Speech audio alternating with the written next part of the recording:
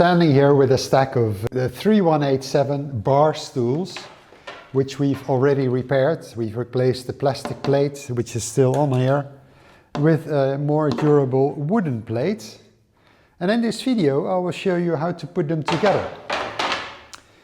We've actually had some instructions from Fritz Hansen, and according to these instructions I will show you where to put your spacers on your chairs back at home to put them back together once you've repaired them. So let's start.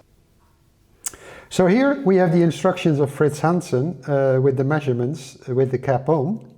I've reconstructed it with gliding the spacers over the tube, but actually at home you're going to measure it without this plastic cap.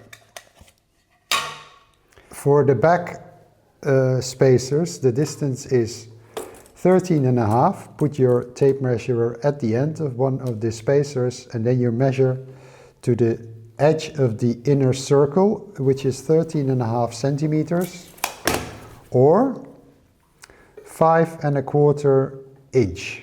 And that's for both the spacers. So from this side it's another 13.5 centimeters or 5.25 inch. And for the spacers at the front, you measure an exact distance of 11.5 centimeters to the edge of the circle here, 11.5.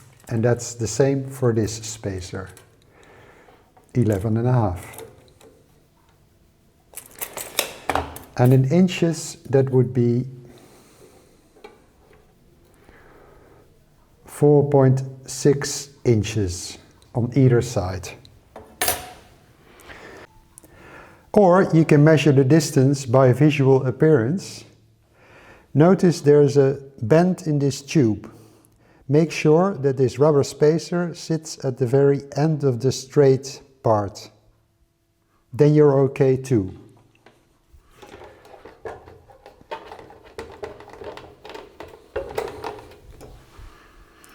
Something like this. And of course you do that for all four sides. So this is the second side.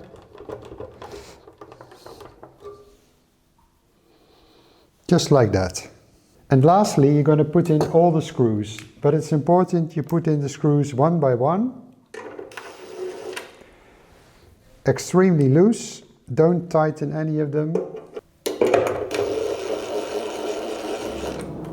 Because if you were to tighten only one screw first, then you're able to damage the inner thread inside the wooden disc. And that's irreparable. So you want to get all the 3 screws in, that they are all catching nicely, and then just tighten them one by one. And then you can tighten them as hard as you can. You can do it by machine or just do it by hand.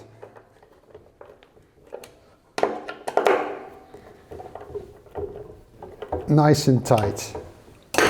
And lastly, we're going to put on the grey cap. This is only there to hide all the elements underneath. It has no structural purpose.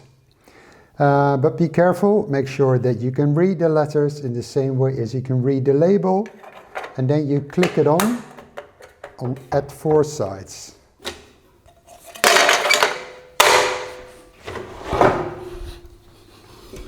So, I've put the last one together, so now it's up to you to finish your project.